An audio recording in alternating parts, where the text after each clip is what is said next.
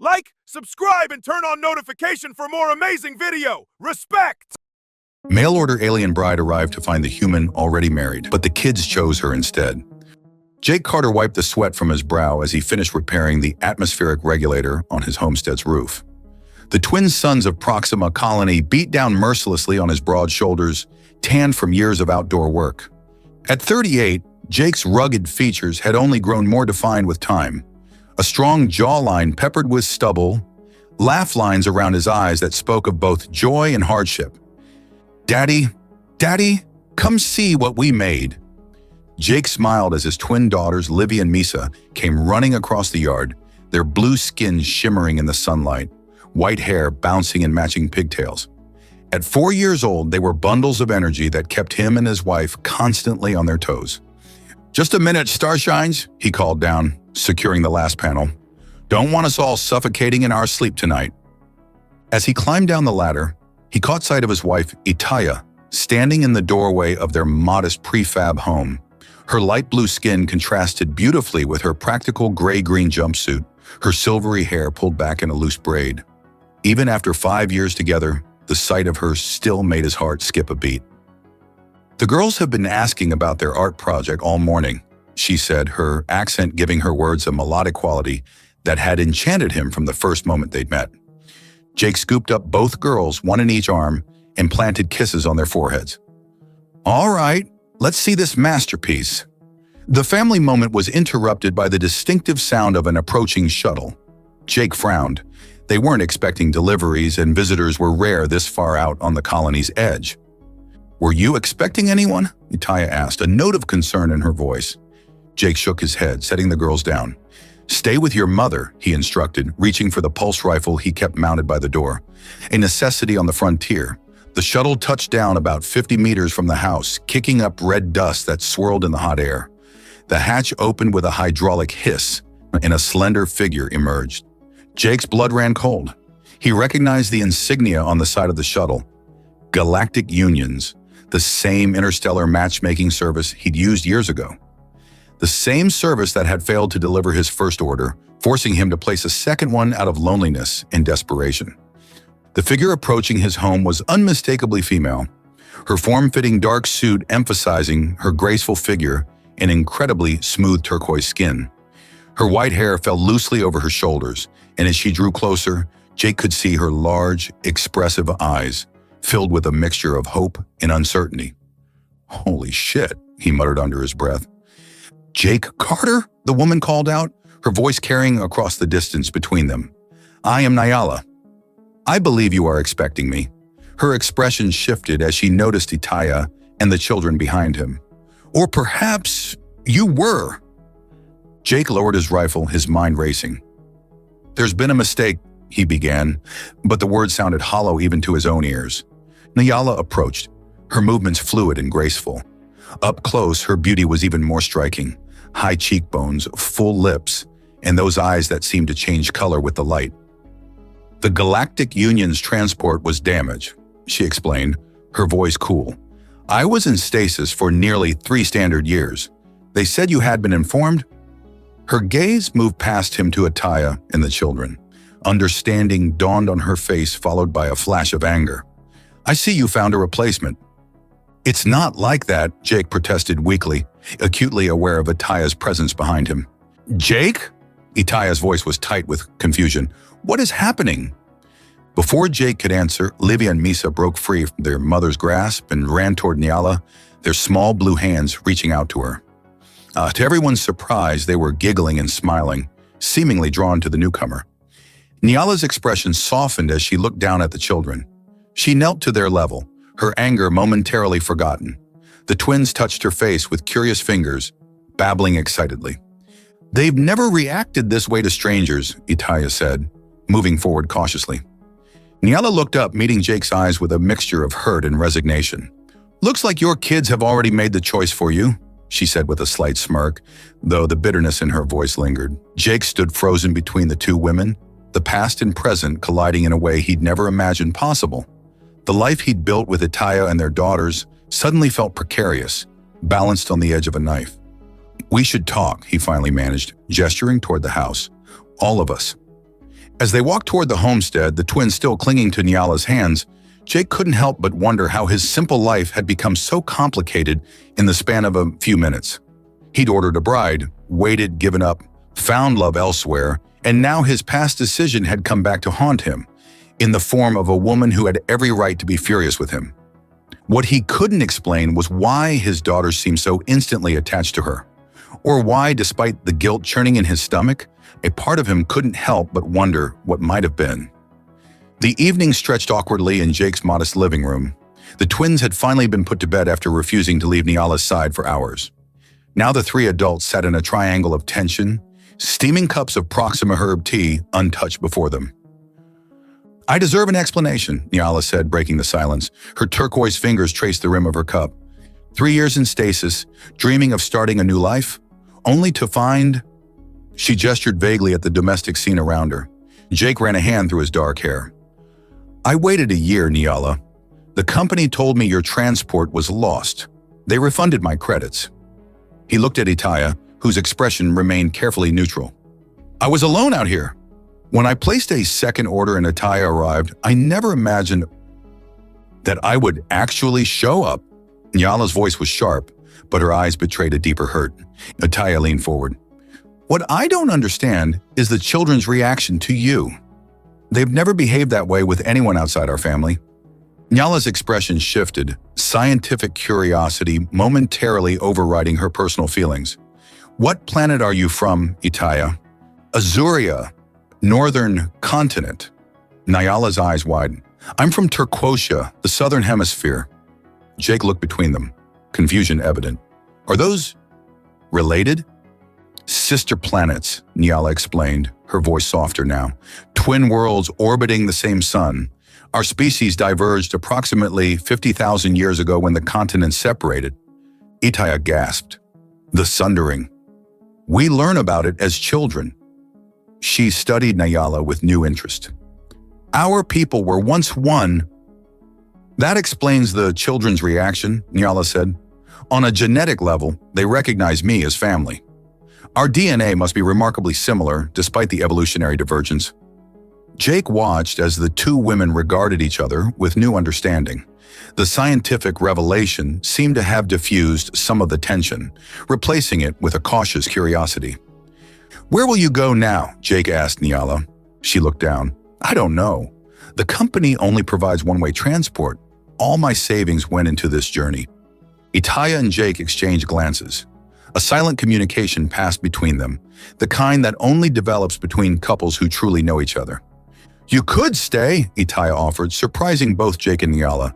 "At least until you figure out your next steps. We have the guest room." "Why would you offer that?" Nyala asked, suspicious. Itaya's light blue skin flushed slightly darker. "Because despite everything, we're connected. Our people, and now through the children. They sensed it immediately."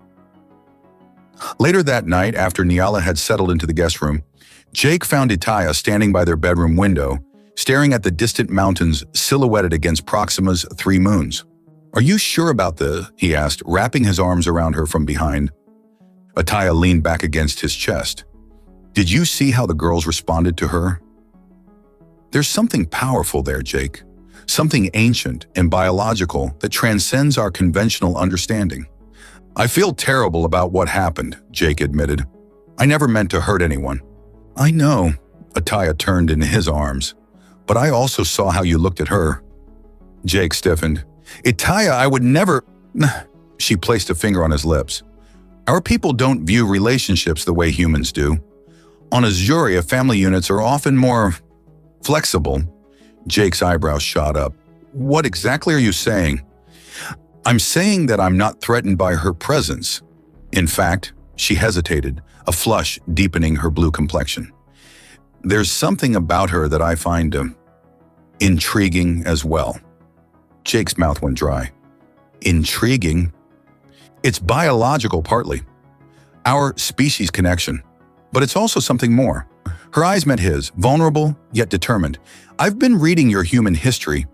Your species has experimented with different relationship structures too." "That's true," Jake admitted, his mind racing. "But I never expected..." "Just promise me we'll navigate this together," Itaya said. "Whatever happens." In the guest room, Nyala sat on the edge of the bed, conflicted. She'd come seeking a husband and found him already taken by a woman whose genetic makeup mirrored her own in ways she was only beginning to understand. The children's immediate acceptance had cracked her armor of resentment, revealing a longing for connection she'd tried to ignore during her long journey. She thought of Jake, strong, kind despite the awkward circumstances, and Itaya, whose generosity defied explanation. On Turquosia, extended family units weren't uncommon, especially among those with shared bloodlines. But this situation was unprecedented. Nyala touched the wall, knowing that just beyond it, Jake and Itaya were having their own conversation about her presence. Despite everything, she felt a pull toward them both. A complex attraction she couldn't entirely explain away as biology or circumstance. "What am I doing here?" she whispered to herself, even as she acknowledged she wasn't ready to leave. Outside the 3 moons of Proxima Colony aligned in a rare celestial event, bathing the homestead in silver light that seemed to pulse with possibility. The next few days brought a tentative rhythm to the homestead. Nyala proved surprisingly adept with the twins, who continued to gravitate toward her as if she'd always been part of their lives. Jake observed with fascination how quickly they had adapted to her presence, how naturally they sought her out. One evening, as the twin suns dipped below the horizon, painting the sky in brilliant oranges and purples, Jake found Nyala sitting on the porch steps, watching the sunset. "Mind if I join you?" he asked, 2 glasses of amber liquid in hand. She nodded, accepting the offered drink. "Your Earth whiskey. I've read about it." "One of the few luxuries worth the import tax," Jake said, settling beside her. "The twins finally asleep?" "Itaya's reading them a story about the Great Sundering." Nyala took a sip and raised her eyebrows appreciatively. "It burns, pleasantly." They sat in companionable silence for a moment, the tension of the past days softening into something more comfortable. "I've been meaning to ask," Jake finally said. "On Turquosia, what are the customs around relationships?" Nyala's lips curved into a slight smile. "Direct, aren't you?" "Is that a human trait or just you?" "Both, probably," Jake admitted with a self-deprecating grin. "We're not known for our subtlety across the galaxy." "It's refreshing," she said. "On my world, we might dance around such questions for months." She looked at him thoughtfully. "To answer you, we form bonds based on compatibility and genetic diversity. Some bonds are paired, others include multiple partners. The concept of jealousy exists, but it's considered immature." Jake nodded slowly. "On Earth, it varies by culture and era. Historically, many societies practice polygamy, though monogamy became dominant in recent centuries." He swirled his whiskey. "But out here on the frontier, old Earth conventions matter less. People adapt. And you? What do you believe?" Jake considered the question carefully. "I believe in connection, in finding people who make your life richer and fuller." He met her gaze directly. "I never expected to find that twice." The air between them seemed to thicken with unspoken possibility. "Jake?" Ataya's voice came from the doorway. "The girls are asking for you both." They turned to see her silhouetted against the warm light from inside. For a moment, Jake worried she might have overheard, but her expression was open, untroubled. Later that night, after the children were asleep, the 3 adults gathered in the kitchen. Itaya prepared a traditional Azurian tea ceremony, her movements graceful and deliberate. "This is how we welcome new family members," she explained, pouring steaming blue liquid into 3 shallow bowls. "The herbs promote openness and clarity." "Family members?" Nyala questioned, accepting the bowl. "Among my people, family extends beyond blood or marriage," Itaya said. "It includes those who share our hearth and heart." Jake watched the 2 women, struck by their similarities despite their different coloring. Both possessed an otherworldly grace that had first drawn him to Itaya and now pulled him toward Nyala as well. "On Earth," he offered, "we have a saying. Family isn't always blood. It means similar to what Itaya described. Those we choose can become as important as those we're born to." "Humans are surprisingly adaptable," Nyala observed, sipping her tea. "Most species cling to rigid social structures, but you evolve." "Necessity," Jake shrugged. "Earth's history forced us to adapt or die. When we reached the stars, we brought that flexibility with us. It's what makes humans such fascinating partners, Ataya said, her eyes meeting Jake's with warmth before shifting to Nyala. You see possibilities where others see only obstacles. The conversation flowed more easily with each passing hour. They shared stories of their worlds, Jake describing Earth's vast oceans and varied landscapes, Ataya recounting Azuria's floating cities, Nyala speaking of Turquosia's underground crystal caverns where her people had first evolved. As the night deepened, so did their connection. The tea loosened inhibitions, and laughter came more freely. Jake found himself entranced by the way Nyala's eyes shifted color with her emotions, from deep teal when serious to bright aquamarine when amused. Equally captivating was how Ataya's natural reserve melted as she and Nyala discovered shared childhood songs and traditions. When Nyala demonstrated a traditional Turquosian greeting, palms pressed together, then against the other person's heart, Jake felt a jolt of electricity as her fingers brushed his chest. Across the table, he noticed Ataya watching them with interest rather than jealousy. In my culture, Ataya said softly, we believe that when the three moons align, as they did last night, it opens pathways between hearts that were always meant to find each other. And what happens when those hearts connect? Nyala asked, her voice barely above a whisper. They recognize each other, Ataya replied, reaching out to take one of Jake's hands and one of Nyala's, like pieces of a puzzle finally coming together. Jake completed the circle, taking Nyala's free hand in his. The simple touch sent warmth spiraling through him. This wasn't just attraction. It was something deeper, something that felt strangely like coming home. I never expected this, Nyala admitted, her earlier bitterness nowhere to be found. I came here angry, feeling cheated by fate. And now, Jake asked, her turquoise fingers tightened around his and Ataya's. Now I wonder if fate knew exactly what it was doing. As if drawn by invisible threads, they moved closer together. The first kiss, Ataya and Nyala, was hesitant, exploratory. The second, Jake and Nyala, was more urgent, years of imagined possibilities finally realized.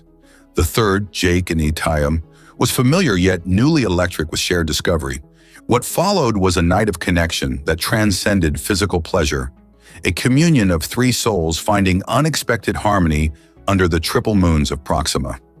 Morning light filtered through the bedroom blinds, casting striped patterns across the tangled sheets. Jake awoke first, momentarily disoriented by the unfamiliar weight of two bodies nestled against him. The events of the previous night came rushing back, not as regret, but as a warm glow of contentment that surprised him with its intensity. Ataya stirred first, her silver hair tousled, eyes blinking away sleep. She smiled at Jake with a tenderness that reassured him immediately. Good morning, she whispered, careful not to wake Nyala, who was still curled against his other side, her turquoise skin contrasting beautifully with the white sheets. Any regrets? Jake asked softly. Ataya traced a finger along his jawline. None. This feels right, like finding a missing piece we didn't know was lost. Nyala's eyes fluttered open, instantly alert, in a way Jake had noticed was characteristic of her species. You're talking about me, she observed, stretching languidly. All good things, Jake assured her, marveling at how natural this felt. Waking up between two women from sister planets, both now inexplicably part of his life. We should discuss practical matters, Ataya said, sitting up and wrapping a sheet around herself. The children will be awake soon? What do we tell them? Nyala asked, suddenly looking uncertain. Jake considered this. They already adore you. I don't think they need a complicated explanation, just that you're staying, if that's what you want. Is it? Ataya asked, turning to Nyala. Last night was beautiful, but we understand if you need time to… I want to stay, Nyala interrupted, her voice firm despite the vulnerability in her eyes. I've never felt belonging like this. Not on Turquosia, not during my journey here. It's as if… She placed a hand on her abdomen, a gesture so subtle Jake almost missed it. Ataya noticed immediately. Her eyes widened. Nyala, are you… Nyala nodded, looking as shocked as they felt. I suspected yesterday. Our species are highly fertile after long periods of stasis. The medical scanner in my shuttle confirmed it this morning before dawn. Jake's mind reeled. But we only just… Our reproductive biology differs from humans, Nyala explained. Conception can occur within hours under optimal conditions. And last night was certainly optimal, Itaya said with a small smile that belied the magnitude of the news. Jake ran a hand through his hair, processing this development. Another child. Their family, already unconventional, was growing in ways he could never have imagined when he'd first sent away for a companion to share his lonely frontier life. "Are you happy about this?" he asked Nyala carefully. "Surprisingly, yes," she admitted, "though I worry about the timing and how we'll manage." A chime from the communication console interrupted her, its urgent tone suggesting an official transmission. Jake reluctantly pulled himself from the bed and pulled on pants before answering. The holographic display flickered to life, revealing a severe-looking alien with gray skin and bulbous eyes. The Galactic Union's corporate logo rotated beside his head. "Mr. Carter? I am Director Prell of Galactic Union's Legal Affairs Division. Our records indicate that bride placement number GU7729T has successfully located you." Jake's stomach tightened. "There was a mistake. Your company told me the transport was lost." "A regrettable miscommunication," Prell said without a hint of regret. "Nevertheless, our contract clearly states that successful placement requires full payment, regardless of timing complications." Atiyah and Nyala had moved beside Jake now, both hastily dressed, listening intently. "I already paid," Jake argued, "and I received a refund when you lost her in transit for 3 years." "The refund was provisional," Prell countered smoothly. "Clause 47B states that if the bride ultimately reaches her destination and remains there for more than 7 standard days, the contract is considered fulfilled." His bulbous eyes narrowed. "Ms. Nyala has been with you for 9 days now." Jake felt anger rising. "This is extortion." "This is business, Mr. Carter. The outstanding balance is 75,000 credits due immediately. Failure to pay will result in repossession of the bride." "Repossession?" Jake's voice dropped dangerously. "She's a person, not property." "Actually, under Galactic Commerce Code, until final payment is processed, all Galactic Union's brides remain company assets," Prell explained with clinical detachment. "Our retrieval team is already en route to Proxima Colony. You have 48 hours to transfer the funds, or we will exercise our legal right to reclaim Ms. Nyala." The transmission ended abruptly, leaving the three of them staring at the empty space where Prell's image had been. "They can't do this," Jake said, turning to Nyala. "Can they?" The fear in her eyes told him everything. "The contract I signed, I didn't fully understand the terms. Many from my world use bride services to escape poverty. We're desperate, willing to sign anything." Itaya took both their hands. "We won't let them take you, especially not now." 75,000 credits, Jake muttered. "That's more than this entire homestead is worth." "What about my shuttle?" Nyala suggested. "It's worth at least 30,000. "And I have savings," Itaya added. "About 15,000 from my work before the twins." Jake nodded, calculating quickly. "With everything we have, we're still short by at least 20,000.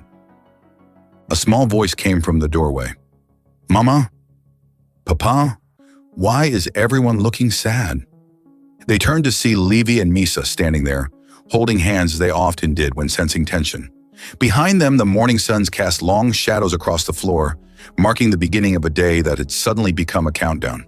Jake knelt down, opening his arms to the twins who immediately ran to him.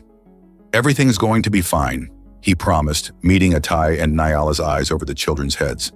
"No one is taking any part of our family away. Not ever."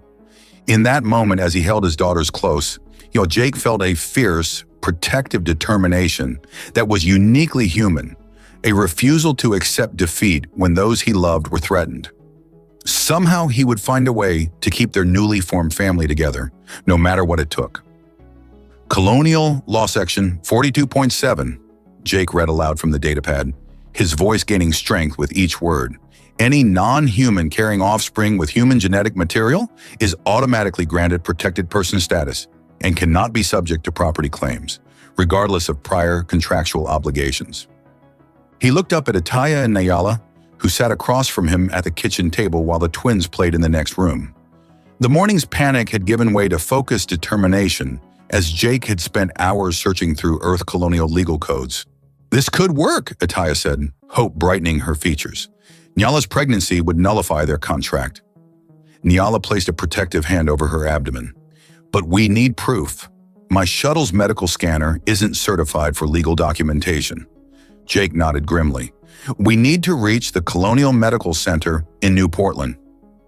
It's the only facility with the authority to issue the certification that would stand up against galactic unions." "New Portland is 4 hours away by skimmer," Itaya pointed out. "With the twins, the mountain pass." "I'll go with Nyala," Jake decided. "You stay with the girls. We'll leave immediately and be back before nightfall." The plan formed quickly. Jake packed emergency supplies while Itaya prepared food for their journey. Nyala changed into more practical clothing borrowed from Itaya, loose-fitting pants and a tunic that concealed her distinctive form. As they prepared to leave, Jake pulled Itaya close.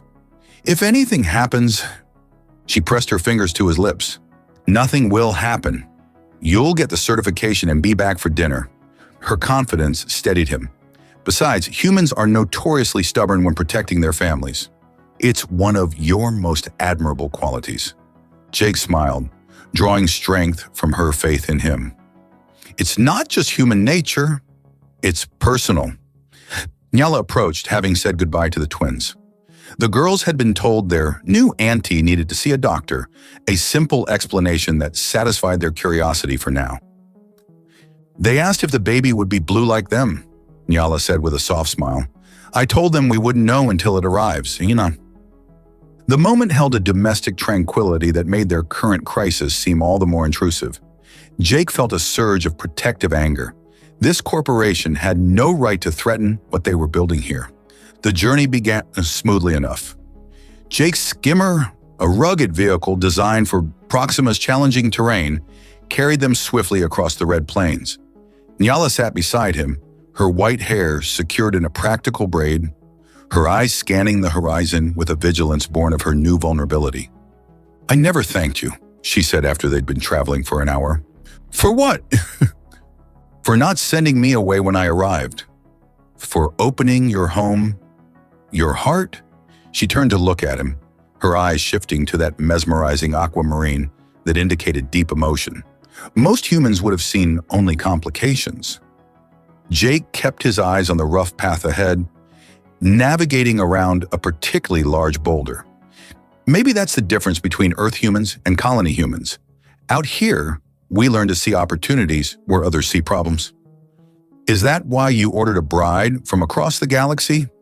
Opportunity?" The question wasn't accusatory, merely curious. Jake considered it carefully. "Loneliness mostly," he admitted. "Frontier life is rewarding but isolating. I wanted connection." He glanced at her.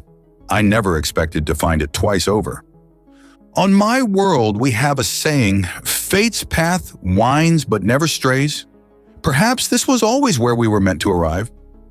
They lapsed into comfortable silence as the skimmer began its ascent into the mountain pass that separated their homestead from New Portland. The terrain grew steeper, the path narrower. Jake focused intently on navigating the treacherous switchbacks. Halfway through the pass, the skimmer's engine made an ominous sputtering sound. "That doesn't sound good," Nyala observed. Jake checked the diagnostics panel. "Dust in the intake.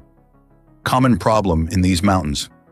He pulled over at a small plateau that offered just enough space for the vehicle. "I can fix it, but it'll take about 20 minutes. As Jake worked on the engine, Nyala stood at the edge of the plateau, gazing out at the spectacular view of Proxima Colony spread below them. The twin suns had reached their zenith, bathing everything in golden light. "It's beautiful," she said when Jake joined her, his hands now smeared with engine grease. "I understand why you chose this world." "It reminded me of Earth's frontier days," Jake admitted. "A place where people could remake themselves, free from old constraints." Nyala turned to him, suddenly serious. "If we succeed, if I get this protected status, what happens to us? To this connection we found?" Jake stepped closer, drawn by the vulnerability in her question. "We build on it, day by day. And Itaya, is she truly comfortable with this arrangement?" Ask her yourself, Jake suggested, gently tucking a stray strand of white hair behind her ear. But I've never known her to say anything she doesn't mean. Nyala leaned into his touch. Human directness is contagious. On Turquoisia, we would spend months in elaborate courtship rituals before even acknowledging attraction. And now, Jake asked, his voice dropping lower. Now I find myself thinking very human thoughts, she admitted, her eyes darkening to teal. Immediate, unfiltered. The moment between them crackled with tension, not the anxious tension of their current crisis, but the delicious tension of desire acknowledged and reciprocated. Jake cupped her face, marveling at the silken texture of her turquoise skin. We should get back on the road, he murmured, even as he leaned closer. We should, she agreed, making no move to step away. Their kiss was different from the previous nights. Less exploratory, more certain, a reaffirmation of their growing bond, a promise of what awaited them beyond this current threat. When they finally broke apart, Nyala's eyes had lightened to that brilliant aquamarine. Humans certainly don't waste time, she observed with a smile. Life's too short, Jake replied, returning to the skimmer with renewed determination, especially when someone's trying to shorten it further. The engine roared back to life, stronger than before.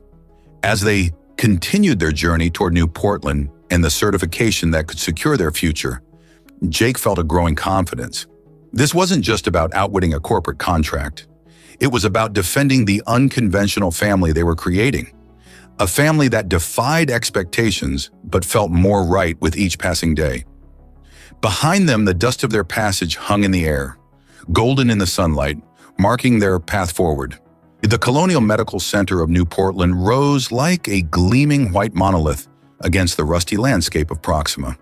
Jake parked the skimmer in the visitor's bay, his eyes scanning the area for any sign of Galactic Union's representatives. Seems clear, he murmured to Nyala. Keep your head down just in case. The reception area was mercifully quiet, only a few colonists waiting for appointments. Jake approached the desk, where a bored-looking human clerk tapped at a holographic display. We need to see a doctor for pregnancy certification, Jake explained. It's urgent. The clerk barely looked up. Take a number. Wait, time is approximately 3 hours. Jake leaned closer. It's a protected status case, he said quietly. Time sensitive. That got the clerk's attention. He glanced at Nyala, then back to Jake. I'll see if Dr. Duran is available. She handles special cases. 20 minutes later, they were ushered into a private examination room. Dr. Hannah Duran was not what Jake had expected. In her early 40s, she had the weathered look of someone who'd seen too much frontier medicine, but her eyes remained sharp and kind. Her dark hair was streaked with premature gray, pulled back in a practical ponytail. Protected status case? She asked without preamble, looking between them. Jake nodded. My, partner is carrying my child. We need official certification to invoke Section 42.7. Dr. Duran's expression softened slightly. Galactic Unions? Nyala looked up in surprise. How did you know? Let's just say you're not the first. Dr. Duran rolled up her sleeve, revealing a small scar on her forearm. Removal mark. All GU brides get tracking implants. Mine was deactivated years ago. You were a mail-order bride? Jake couldn't hide his shock. Not exactly. I married an alien diplomat who used GU as an intermediary. Her mouth twisted in a bitter smile. When he tired of me, he tried to return me for a refund. Apparently, human women are covered by the same contract terms. Nyala reached out instinctively, touching the doctor's arm. How did you escape? I didn't have to. My ex-husband was human enough to be shamed by colonial public opinion when I went to the media. He canceled the return order. Dr. Duran's eyes hardened. But most aren't so lucky. GU's practices are barely legal and completely unethical. She gestured for Nyla to lie on the examination table. Let's get you certified first, then we can talk options. The examination was thorough but quick. Dr. Duran used advanced scanning equipment that hummed softly as it passed over Nyala's abdomen. Congratulations, she said finally. You're definitely pregnant. About 4 days along, which is consistent with human Turquoisian conception rates. She tapped information into her medical tablet. I'm certifying this as a viable pregnancy with human genetic material. And this should trigger immediate protected status. Jake felt a weight lift from his shoulders. Thank you. Don't thank me yet, Dr. Duran cautioned. GU will fight this. They'll claim the pregnancy was deliberately engineered to escape the contract. It wasn't, Nyala protested. I believe you, Dr. Duran assured her, but they'll demand genetic verification, which takes weeks. Time you don't have with their retrieval team already en route. Jake's relief evaporated. So we're back where we started. Not quite. Dr. Duran's expression turned calculating. I've been gathering evidence against GU for years.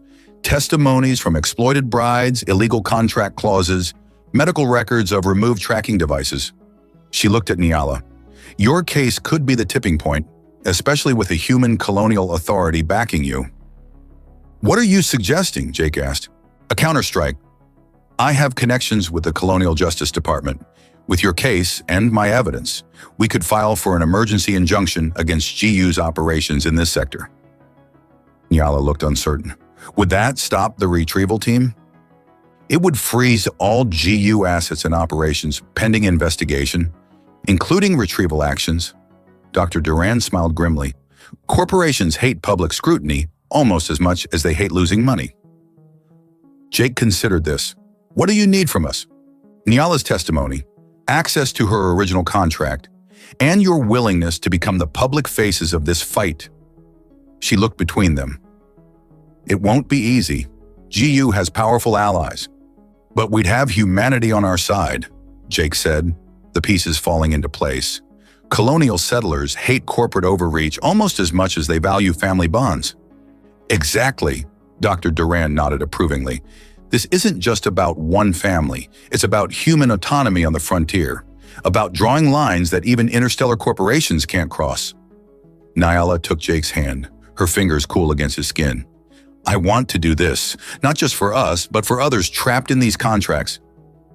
Jake squeezed her hand, feeling a surge of pride.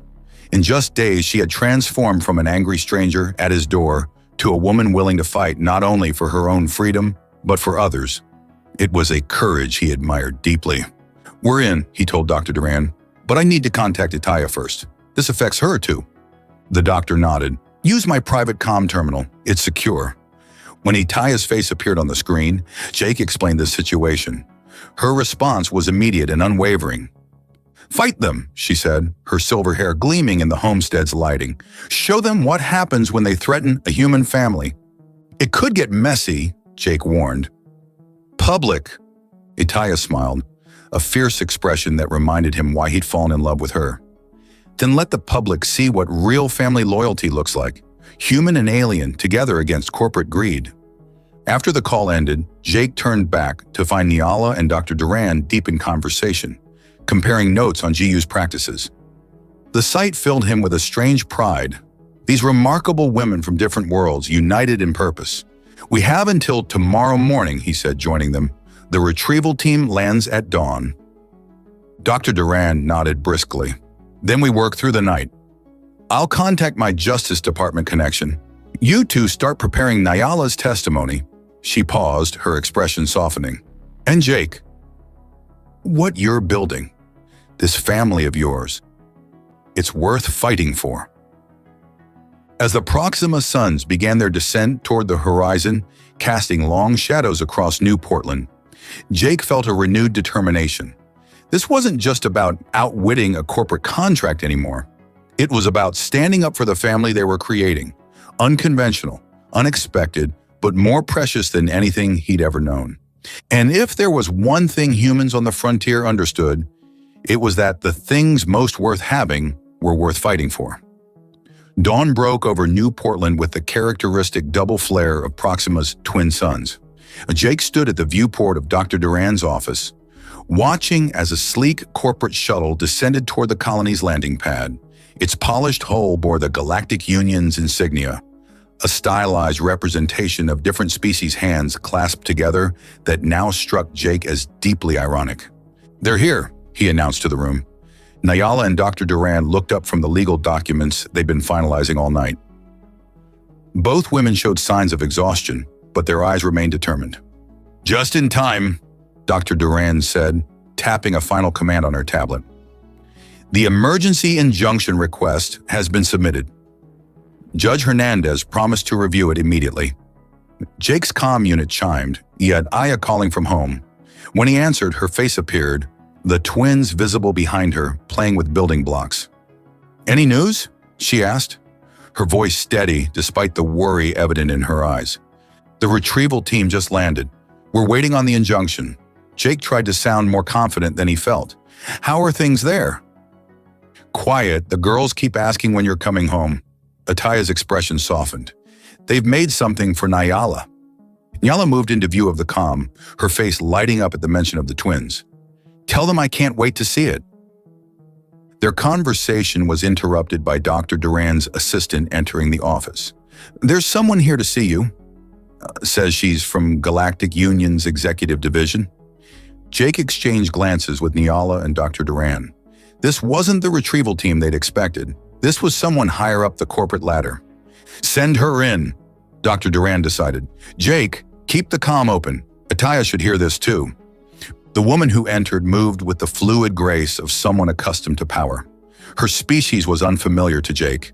Humanoid but with iridescent skin that shifted colors subtly as she moved, and eyes that seemed to contain galaxies. Mr. Carter, she acknowledged with a slight nod. I am Director Velataris, Chief Negotiator for Galactic Unions. Her voice was melodious but cold. I understand there's been a misunderstanding regarding one of our placements. There's no misunderstanding, Jake replied firmly. Your company tried to repossess a person who's carrying my child. Taris smiled thinly. A convenient development, wouldn't you say? Our medical experts suggest the timing is suspiciously fortuitous. I've certified the pregnancy, Dr. Duran interjected. Colonial Medical Authority supersedes your corporate medical opinion. Yes, Dr. Duran, we're familiar with your crusade against our organization. Taris's skin rippled with patterns that suggested annoyance, which is why I've come to offer a solution beneficial to all parties. She placed a small holographic projector on the desk. With a wave of her hand, a contract materialized in the air between them. Galactic Unions is prepared to offer you a settlement of 500,000 credits, enough to secure your family's future for generations. In exchange, you will drop this injunction request and sign a standard non-disclosure agreement. Her galaxy eyes fixed on Jake. A generous offer considering the circumstances. Jake felt a momentary temptation. That amount would transform their lives. A larger homestead, the best education for the children, security against Proxima's unpredictable frontier challenges. From the comm unit, Ataya's voice cut through his thoughts. Jake, remember who you are. Those simple words centered him. Jake Carter was many things. A colonist, a father, a lover. But above all, he was human, and humans on the frontier stood for something. Not interested, he said flatly. Taris's skin darkened. Perhaps you misunderstand. This offer expires when I leave this room. The alternative is years of costly litigation, during which Ms. Nyala's status will remain uncertain. The alternative, came a new voice from the doorway, is immediate compliance with Colonial Justice Department orders. They turned to see a stern-faced human woman in the formal uniform of a colonial marshal. She held up a digital badge. Marshal Liam Shelton, I have here an emergency injunction signed by Judge Hernandez freezing all Galactic Union's assets in operations in this sector, including retrieval actions. She handed a data chip to the stunned Taris. Your retrieval team has already been instructed to return to their shuttle. They are not to approach the Carter family or their property.